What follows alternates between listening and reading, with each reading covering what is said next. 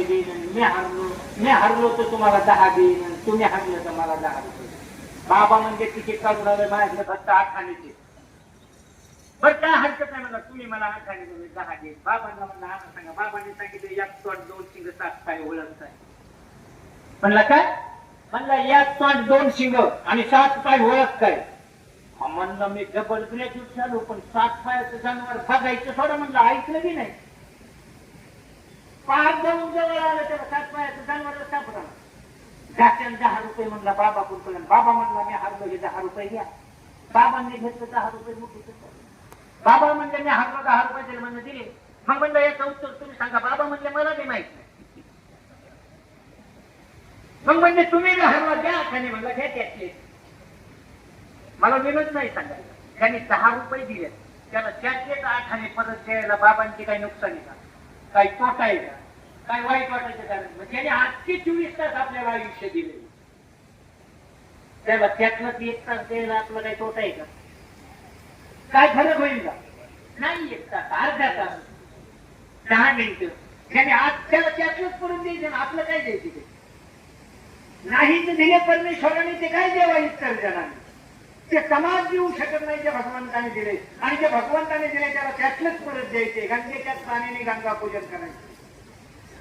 तरी मी माणसून आपल्याला टाळी मोजून नाही होत. कवर टाळी काय नाही. आपल्याला काय म्हणलं त्या देवाचं धर्माचं गरज नाही. भरपूर आहे, कमी काय कमी नाही. मला 7 पेढे खात्याने एवढं मानले भरपूर आहे. लाख करोडाची संपत्ती असेल तुझ्याकडे, लाख करोडाची संपत्ती असेल, 5 कोणता ढीक पडला असेल, पण कोणत्या दिवशी खायचं बंद करायचंय ते त्याच्या हातात. मग माणसं नुसती घेऊन बसत्या ढीक करणे चांगल्या का व्हायला पाण्याचं त्यांनी बंद करून टाकलंय. तुझ्याकडे लाख आहे, पण तुझं खायचं कोणत्या दिवशी बंद करायचंय ना ते त्याच्या हातात, ते आपल्या हातात. मग नुसतंच बघायचं आमच्यासारखं गुलाबजाम करून, कारण शुगर आहे ना आम्हाला खायचं, त्यांनी बंद करून टाकली. त्याच्या हातामध्ये म्हणून त्याच्यासाठी चिंतनासाठी, त्याच्या नामस्मरणासाठी एकत्रित बसून संध्याकाळी व्हायला झोपेच्या वेळेला त्याचं नामस्मरण करीत करीतच झोपी गेली. नामस्मरण करीत करीतच झोपी गेला. त्याला उठायची शाश्वती आहे, आणि उठल्याबरोबर त्याच्या मुखातून नाम चालू होतं. कारण झोपताना जे चालू असतं का तेच जागं झालं नसेल तर डॉक्टरांना विचारा. एखाद्या पेशंटला काही जर विषय चालू असताना जर भूल दिली तर त्याची भूल उतारल्याबरोबर त्याचा पहिला जो विषय आहे ना त्या विषयावरच तो बोलतो. त्या विषयावर त्याला भूल बसली का, भूल उतारल्याबरोबरच तो तिथून पुढचा विषय बोलतो. तसं ज्या विषयावर झोप लागली जाते का, जागा झाल्याबरोबर त्याच विषयावर सुरुवात होती. म्हणजे झोपताना नामस्मरण केलं, सकाळी उठल्याबरोबर नाम मुखामध्ये आलं, आणि सकाळची सुरुवात सांगितली. प्रभातीच्या काली राम चिंतेत जावा, पुढे वैखरी राम आधी वदावा. आणि सकाळी सकाळी भगवंताच्या नामाने सुरुवात झाली, दिवस चांगला जातो. मग एवढं सोपं असून तुला त्याच्यात काय करणं आहे.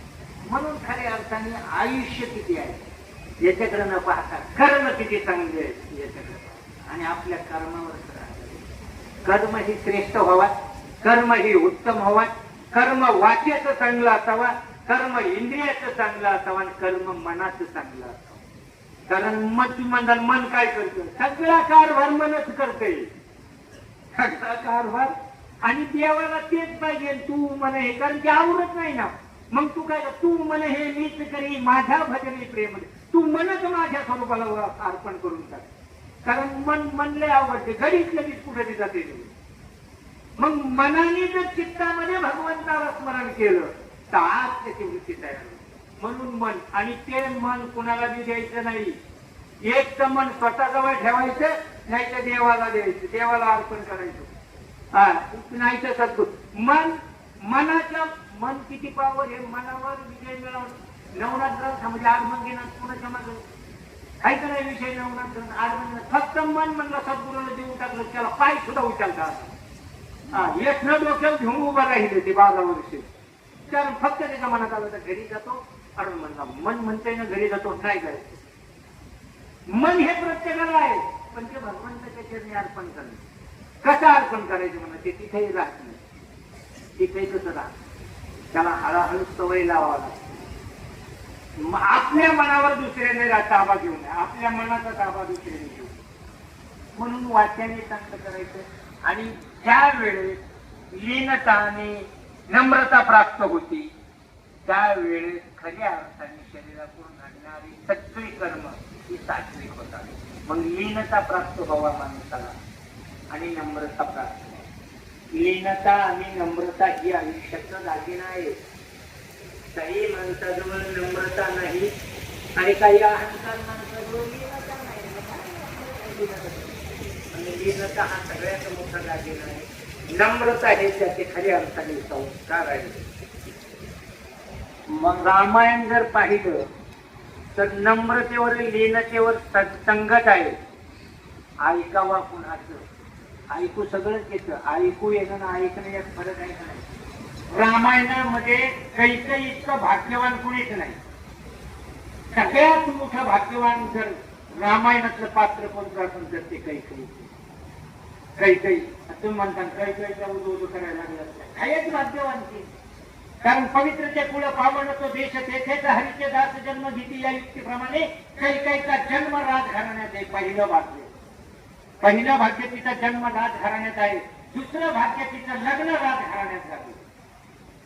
तिसरं भाग्य 703 पत्न्या राजा दशरथाला असताना सगळ्यात स्वरूपान आणि सौंदर्यवान कैकेयी होती म्हणून राजा दशरथाची लाडकी पत्नी होती.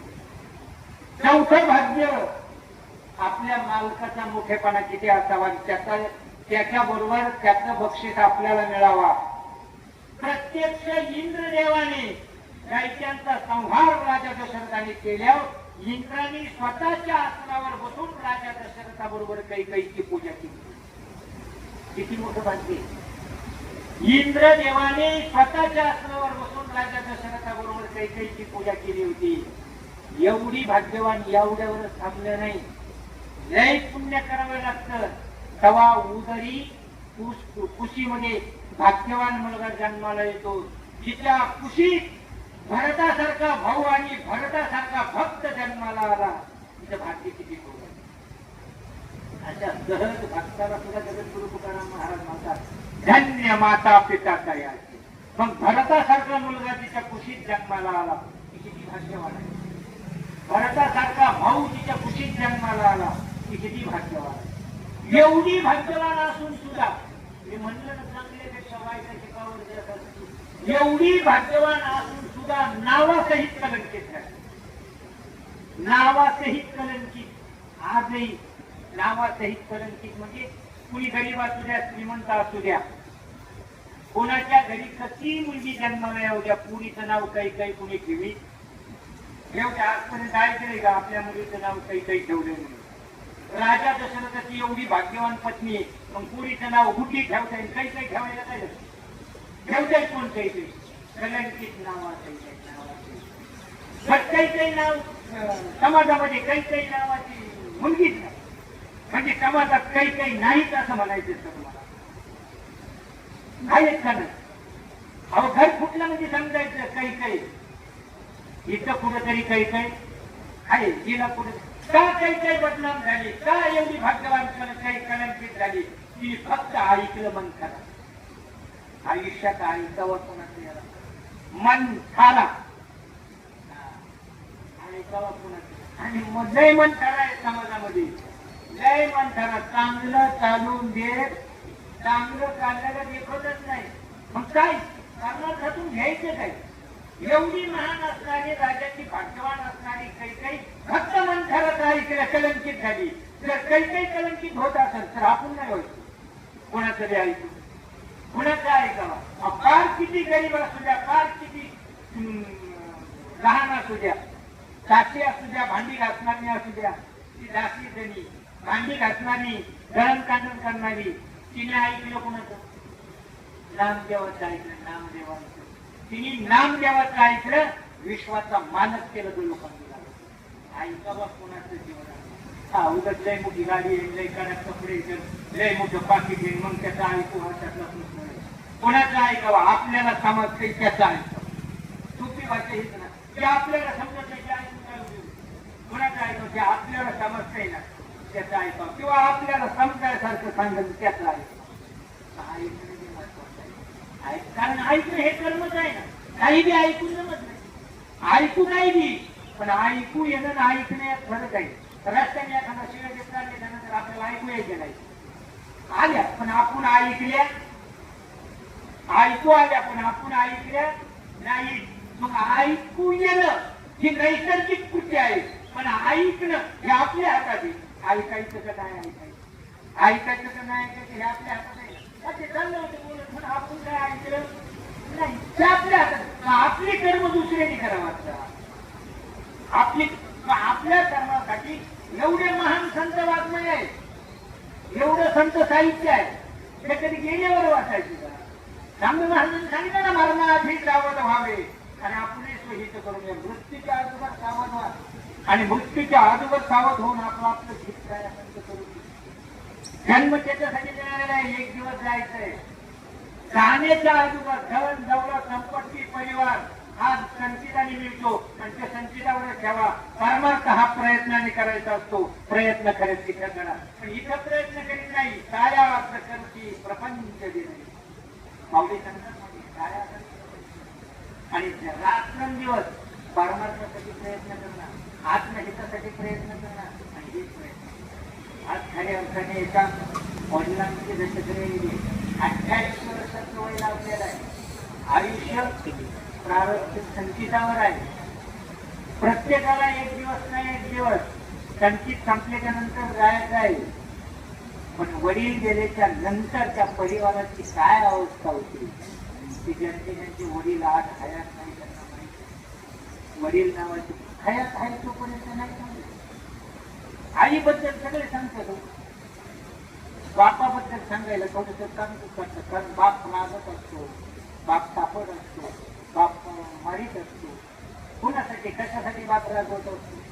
स्वतःच्या कल्याणासाठी का मुलांच्या कल्याणासाठी? बापाने एवढं करण्यापेक्षा सगळ्यात महत्वाची गोष्ट इतका मोठा उद्देश ठेवलेला असतो की आपल्यापेक्षा दुसऱ्याने मोठं व्हावं कोणालाच वाटत नाही. फक्त बापालाच वाटतं आपल्यापेक्षा आपली मुलं मोठी व्हावी. फक्त बापाला वाटतं आपल्यापेक्षा आपली मुलं मोठी व्हावं. म्हणून रात्रंदिवस प्रयत्न करतो तो बाप असतो. बाप हे घराचं छत्र आहे. बाप घराचं छत्र आहे. छत्र बाप हा घराचा छत्र म्हणजे त्या परिवाराची सावली आहे. मुलगी होऊ द्या मुलगी, सगळ्यात जास्त आनंद त्या बापाला होतो. बापाला चकुलीला पैंजण आणेल, खेळणे आणेल, दागदागिने आणेल, चंद्राच्या पोरासारखी वाढणारी माझी मुलगी उद्या पालख्याच्या घरी जायचे म्हणून स्वतःच्या पायावर तिनं उभं राहावं म्हणून तिला उच्च शिक्षण क्षेत्रामध्ये टाकतो तो बाप असतो. बाप आज तालुक्यात, राज्यात, जिल्ह्यात नंबर 1 ला शिक्षणात मुली आहे. त्याच्या पाठीमध्ये एकच कारण आहे, प्रत्येक मुलीच्या पाठीमध्ये एक कर्तव्य बाप उभा आहे. बाप त्याचं कर्तव्य करीत असताना उपवर झालेल्या मुलीकडे पाहून रात्रंदिवस चिंता करतो तो बाप असतो. बाप 100 ठिकाणची स्थळे शोधतो. बाप मुलीसाठी 100 ठिकाणची स्थळे शोधतो.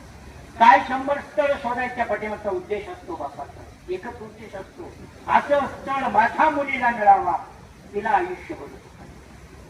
स्वतःच्या सुखासाठी नाही, असं स्थळ मुलीला मिळावा की तिला आयुष्य बनवतो. तिच्याकडून मला सुख मिळावा म्हणून नाही, तिला आयुष्य बनवतो. म्हणून जगतो तो बाप असतो. समाजाच्या तोलामोलात खटामटात माझ्या मुलीचं लग्न व्हावा म्हणून प्रयत्न करतो. पत्रिका छापली जाते, कोणासमाज फिरून पत्रिका वाटतो तो बाप असतो. बाप प्रसंगी 10 लाख रुपये खर्च करीत असताना घरातली तिजोरी रिकामी करतो तो बाप असतो. कमी पडलं तर उसनवारी घेऊन लग्न करतो तो बाप असतो. नाही उसनवारी मिळाली तर धान खत खरेदी करून मुलीचं लग्न करतो तो बाप असतो. बाप भरल्या मंडपातून भरपूर समाज लग्नाला येतो. लग्न लागल्याच्या नंतर पाहुणा मार्गस्थ होतात. गेट मध्ये हात जोडून उभा असतो तो बाप असतो. प्रत्येकाला विनंती करतो, माझ्या ताईच्या लग्नात जेवल्याशिवाय जायचं नाही, जेवल्याशिवाय जायचं नाही म्हणणारा बाप शेवटचा पाहुणा निघून गेला तरी स्वतः उपवासीच असतो तो बाप असतो. भरल्या मंडपातून मुलगी सासरी निघत असती.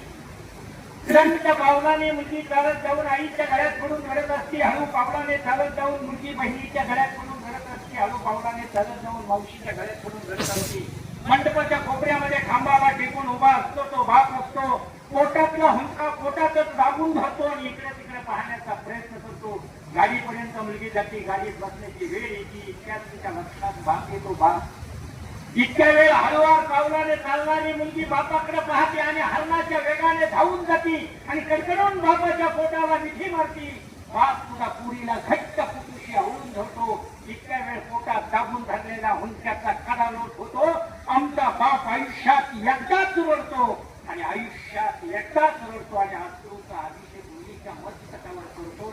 तो बाप असतो. बाप तो बाप ज्या वेळेस हयात नसतो त्या वेळेला मुलीला बाप असतो आणि ज्या वेळेस मुलीला बाप पाठवतो त्यावेळेस मुलगी सुद्धा म्हणते मला कसं होत या कुणी बाबा म्हणताना उरी हुंद कडाटोय या गोष्ट बापाची सांगताना माझ्या अंगावर त्यानं रजमायेचा पांघुरला उपवासी पोटाने बाप तसाच झोपलेला मला कसं होत या कुणी बाबा म्हणताना उरी बापाची एक टायमाच्या जेवणाची सोय करती ती आई असती, पण मुलांच्या आयुष्याच्या भाकरीची सोय करतो तो बाप असतो. बाप बाप तलवार ढाल बाप पेटती मसाल बाप जागतो म्हणून घरात झोपत पठाल. अशा बापाला खरी अर्थाने मुलांनी खरी सेवा आहे ती. आणि खरी सेवा ती आहे की आपल्या आई वडिलांची सेवा करणं हे दैवत आहे, ती चारी धाम आहे. सकळ तीर्थाची धुरे देता माता अशा आई वडिलांची अखंड सेवा घडावा. आपण जर आपल्या आई वडिलांची सेवा केली तरच आपली मुलं आपली सेवा करतील. खरी अर्थाने आज असा प्रश्न आहे तुम्ही म्हणता तुमचं काय काम आहे. वृद्धाश्रमावर यासाठी गेलो होतो. या प्रवचनच्या लय शाली झाल्या, 2-4 कोटी शाली भरलेले. बरं याचं काय दुकान लावू तर पाहुण्या लावल्यांना मेहण्यांना यांना देऊन देऊन कटाळा जवळ देता म्हणजे चला वृद्धाश्रमात वाणीत वाटलं काही दिंडीत वाटलं म्हणजे वृद्धाश्रमात तिथे 80-85 वर्षाची म्हातारी होती. 9 साडीची म्हातारी होती. बसली होऊन तिच्या जवळ बसून कोणाला सांगितलं तुम्ही वाटत. आजीला विचारलं पुढाला तिने पत्ता बित्ता सांगितलं. म्हणलं आजी किती वर्ष झालं तुम्ही या वृद्ध आश्रमात आहे. म्हणले दादा 40 वर्ष. किती? 40. म्हणलं कुणी नाही का तुम्ही एकटेच? नाही म्हणजे माझे मालक बी माझ्या बरोबर होते. दोघं बी तिथं. म्हणले दोघं वृद्धाश्रमात? म्हणले हा. किती वर्ष? म्हणजे 40. म्हणले मुलं बाळ नाहीत का तुम्हाला? आहेत ना. म्हणले बाबा मुलगा आहे. म्हणलं काय कुठे? म्हणजे अमेरिकेत डॉक्टर. म्हणले भेट कधी झाली मुलाची? म्हणजे 20 वर्षापूर्वी भेट झाली मुलाची. आणि म्हणले मालक म्हणजे गेल्या वर्षी वाढली. म्हणजे मुलगा म्हणले नाही तिकडूनच संस्थेला पेमेंट पाठवलं त्याने आमच्या संस्कारात तू काय आला.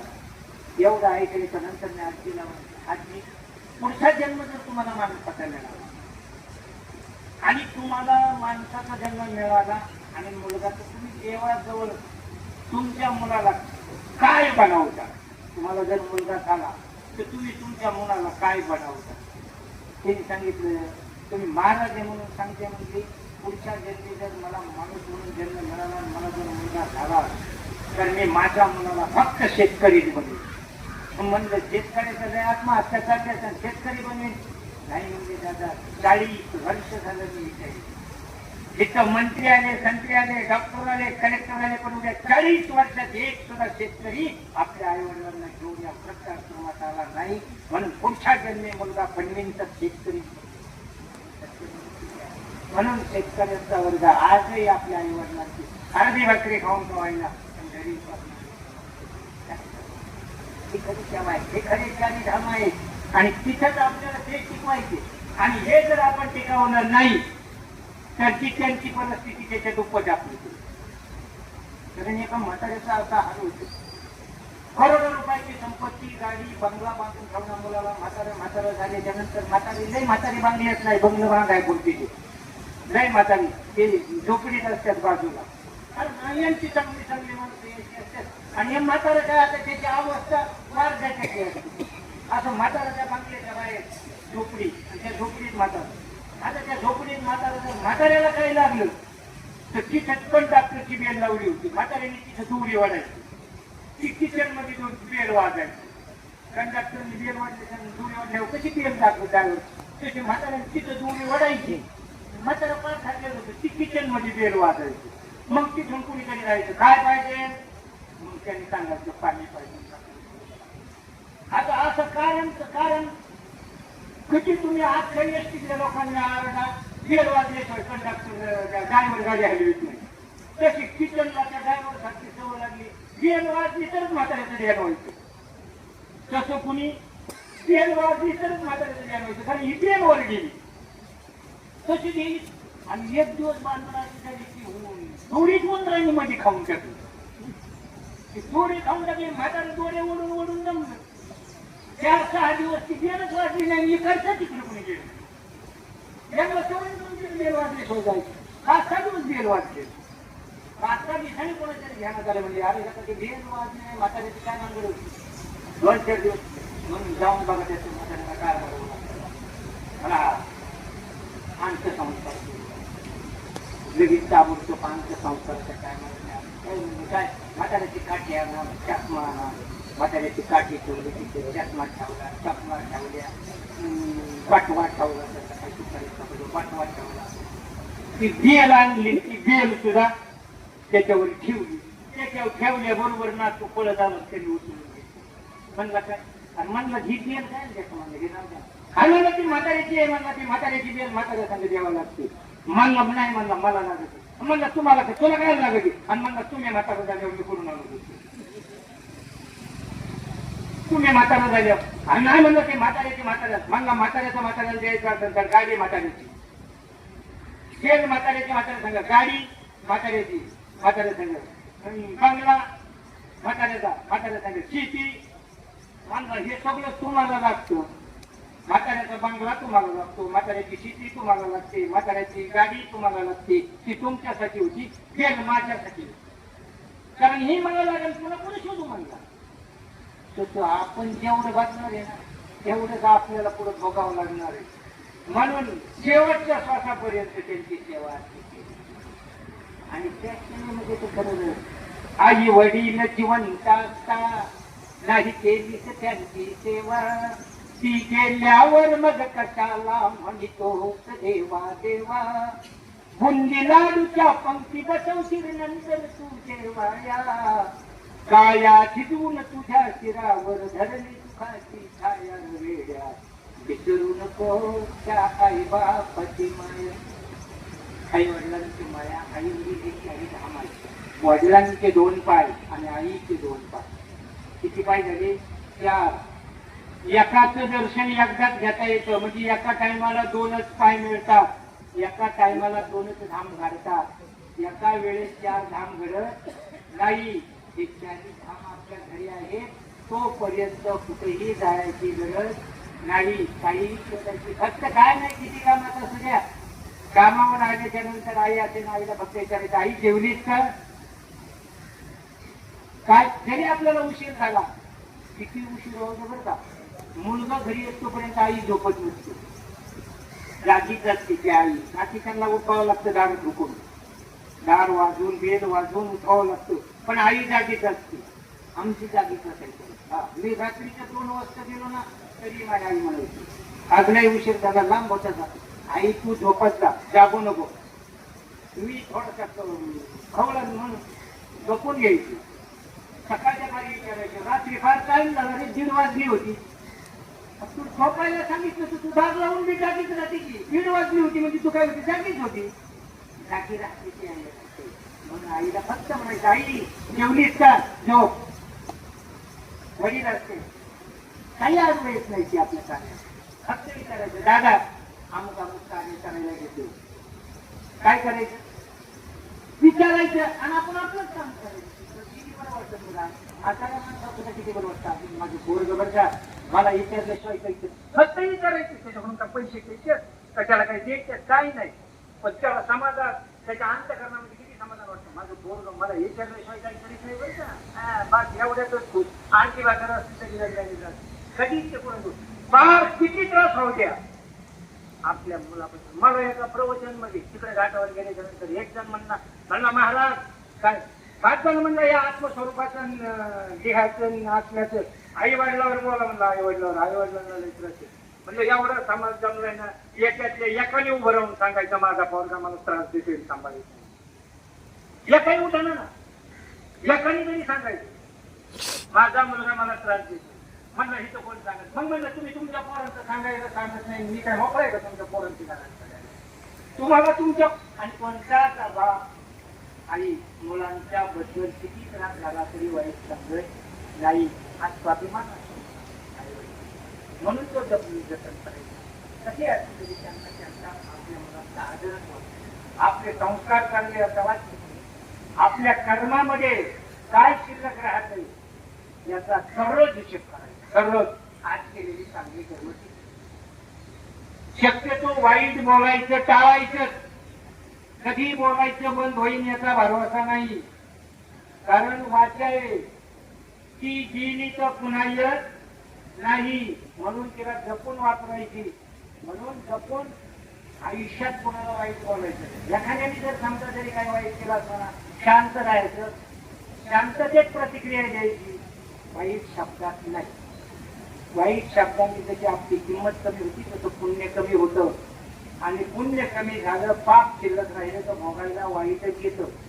वाईट कर्माचा भोग म्हणून ज्ञानेश्वर माऊली म्हटली आजार कर्म जे उरावे कैसिली मृत्यू भरावे आणि त्याला ते भोगावया लागेल. त्या देहावर राज्य करत असताना मी कोण आहे हा पहिला विचार करायचा.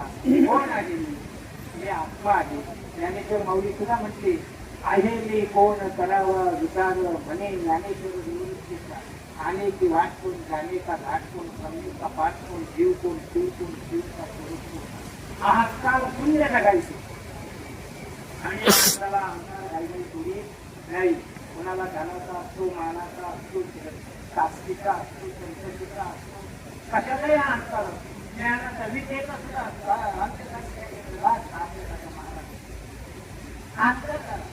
मनाला. आणि मन नाही असा ब्रह्मदेवाने माणूस जन्माला घातला नाही. फक्त कोणाच्या मनात काय आहे, कोणाच्या मनात काय आहे, कोणाच्या मनात काही नाही. आपलं मन कसं असावा. ते मन जर उत्सुक असेल, मन जर समाधानी असेल आणि मन जर भगवंताच्या चरणी असेल मनाला समाधान मिळावा. आणि समाधानी मन हेच मोक्ष रूप आहे. मग मन मेल्याच्या नंतर असतं का मरायच्या आधी असतं. मृत्यूच्या नंतर मन असतं का नाही. मृत्यूच्या आधी मन. मग मोक्ष गेल्यावर मिळतो का आधी मिळतो. मनाला मोक्ष मिळावा म्हटल्यानंतर तो कधी मिळावा आधी. आणि तो आत्मा कसा आहे. पुण्यशील आत्मा अर्जुनाचा आधी, धर्मात्मा आधी, दुष्ट आत्मा दुर्योधनाचा आधी समजला, स्वरात्मा धृतराष्ट्राचा आधी समजला, हुतात्मा महात्मा आत्म्याची पावर आधीच समजते. त्याच्यामुळं आपला आत्मा पुण्य आत्मा आहे, दुरात्मा आहे, दुष्ट आत्मा आहे, हुतात्मा आहे तर महात्मा आहे. आपला आत्मा कसा आहे कळतो जो आपण केलेल्या कर्मावर आणि त्या कर्मावर कळतो. आणि त्याच्यानंतर खऱ्या अर्थाने तो म्हणून खऱ्या अर्थाने कर्म हे सात्विक कर्म. वाचेने वाईट होऊन द्यायचं नाही. हाताने वावडी वाईट होऊन प्रयत्न करायचा. हळूहळू सर्व इंद्रियाच्या अंगाने विवेक शरीरामध्ये होती डोळे हळूहळू सगळं साध्य होतं. आणि सगळं साध्य झाल्याच्या नंतर शेवटचा संभवलं. कारण शेवटच्या क्षणी हे सगळं साध्य झालं पाहिजे. परमार्थ त्याच्यासाठी नाही करायचा. आणि आजपर्यंत त्याला कोणी डायरेक्ट येऊन भगवान परमात्मा त्याला भेटून तुला काय पाहिजे नाही, तुझं कसं काय चाललं नाही, तुझ्या नाही असं नाही काय झालं तर शेवटचा क्षण साध्य करतो. सोडलेली ना ते प्रेम आहे बाप. तिथं आई वडील सोडले नाही तिथं तू थोडा एक पण ईश्वर म्हणतो तिथे कोणी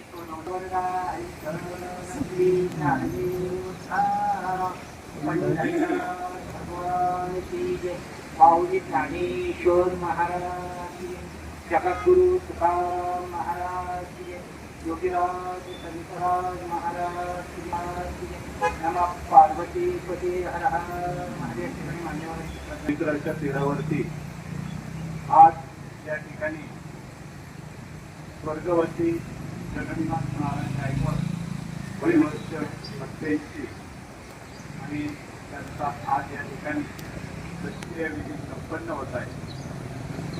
नात्यांबद्दल सांगायचं म्हणजे मोठा परिवार, एक मुलगा जो मधुकर जगन्नाथ गायकवाड कोल्हापुरीमध्ये सध्या संतामक्तीचे अध्यक्ष आहेत. त्याचबरोबर त्यांना एकूण 6 मुली की सध्या शोभा या ओवाळ परिवारामध्ये दिलेले आहे, उज्ज्वला या धुमाळ परिवारामध्ये दिलेले आहे, रत्नमाला या मातळकर परिवारामध्ये दिलेले आहेत, कल्पना या लवंडे परिवारामध्ये दिलेले आहेत, शशिकला या खामकर परिवारामध्ये दिलेले आहेत आणि आशाबाई या पठाण परिवारामध्ये दिलेले आहेत. त्यांच्या पश्चात त्यांच्या पत्नी इंदुबाई सावरण्याची व्यक्ती देऊ तात्या ही समाजात वागत असताना ही तीच भाषी लहान मुलांपासून ते वयोवृद्धांपर्यंत मला आठवत नाही की तात्यांनी कधी कोणाला आरे कार्य केले असेल. असे हे तीच भाषी शेतीवर उपजीविका करून तेवढे 7 मुलांचा विवाह केलाय आणि विवाह म्हणजे सोपी गोष्ट नाही. ग्रामीण भागामध्ये म्हणे लग्न करावे पाहून घर बागावे बांधून. तर अशा या परिस्थितीमध्ये तात्यांनी आपली महाराज लवंगे यांनी अतिशय सामाजिक आणि धार्मिक जीवनाची उदाहरणे देऊन या ठिकाणी मानवी जीवनाचा जीवनपट मांडण्याचा त्यांनी प्रयत्न केलेला आहे. मी विनंती करतो की बँकेचे सेवानिवृत्त अधिकारी भगवानराव धनगरे यांना चेअरमन म्हणून छान लागतो असा हा उपक्रम आमच्या गावामध्ये आम्ही काटेकोरपणे चालवलेला आहे. यामध्ये 2च श्रद्धांजली होती. श्रद्धांजलीसाठी मी प्रथमतः गोडगंगा सहकारी साखर कारखान्याचे संचालक सिंदुडी गावचे इंद्रभान ओवाळ आणि सावखेडी विद्यालयाचे संचालक संपतराव कांतीलाल धुमाळ मान्यवरांना विनंती आपण आपली म्हटलं की कोणाची मुलं असो कोणापुढे सगळ्यांना आपलं समाधानात गेले आणि त्यांचा सगळं गायकवाड परिवार हा सर्व त्यांचं प्रेम करणारा आहे. त्याचप्रमाणे खऱ्या अर्थानं महाराज लवंगे साधी राणी आणि उच्च विचार सगळं समाज ठेवून ठेवला. तिकडे पोत कावल्या तर कोणी पाहत नव्हतं कारण बाबा घुसायलाच आहे. पण त्यांच्या वाणीची एवढी शुद्धता आहे की आज त्यांचं खऱ्या अर्थानं त्यांचं कौतुक करतो पाहुण्या त्यांना. माझ्या सर्व पाहुण्यांच्या वतीनं बाबांना आदरांजली असतो. माझ्या गावात आले उपसरपंच सोसायटीचे सर्व संचालक इतर सर्व खडके वाळवून आणि आमचे सप्ताह कमिटीचे आवडे ते सगळ्या आडनावाची सुवृत्ती मंडळी माझी या ठिकाणी बसलेले आणि त्यांच्या सर्वांच्या वतीने माझे भाजपचे शरदराव पवार उपसरपंच इंद्रभान पवार यांच्या सर्वांचे आदरांजली वाहण्यासाठी रामपुरी. प्रत्येक जण माणूस या गायकवाड परिवाराची निगडीत आहे, परिचित आहे म्हणून इथं आलेला आहे. म्हणून मी एवढं सांगू इच्छे किंवा स्वर्गीय बाबासाहेब खैरे आमचे मित्र काय म्हणायचे, माणूस जेव्हा जन्माला येतो असंख्य माणसं नाती होतात जमलेली असतात, मिळवलेली असतात आणि ते सोडून जाताना प्रत्येकाला दुःख होणारच आहे. मृत्यूरोग पुढे आहे माहीत नाही. माणूस गेल्यानंतर पुढे जातो हे कुणालाच माहीत नाही. म्हणून हा स्वर्ग आहे.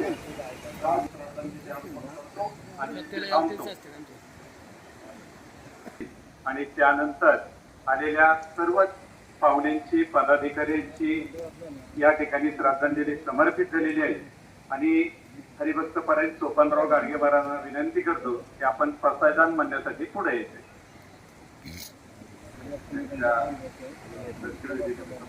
आपण सगळे लवंगे महाराजांनी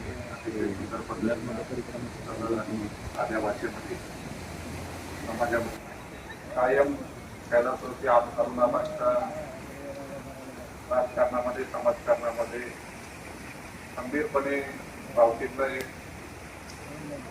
आधार अशा पद्धतीने कायमस्वरूपी आबांच्या बरोबर त्या ठिकाणी माझ्या सारख्याची राजकीय जीवनामध्ये जी सुरुवात झाली, त्या सुरुवातीला देखील या कुटुंबाचा खऱ्या अर्थानं मोठा वाटा सोपान असतील, निवृत्ती आप्पा असतील, कायम भावकीच्या मागं ठामपणे उभं राहण्याचा, समाजकारणामध्ये राजकारणामध्ये या कुटुंबाचा मोठा वाटा खऱ्या अर्थानं आम्ही सगळेजण या ठिकाणी मानतो. जास्त काही न बोलता या ठिकाणी आपण सर्वजण आला, आपला सर्वांचं ऋण व्यक्त करतो म्हणजे या ठिकाणी सांगतो. सर्वांनी आपापल्या पायातील पादत्राणे काढून सामूहिक पतायदान या ठिकाणी सांगतात.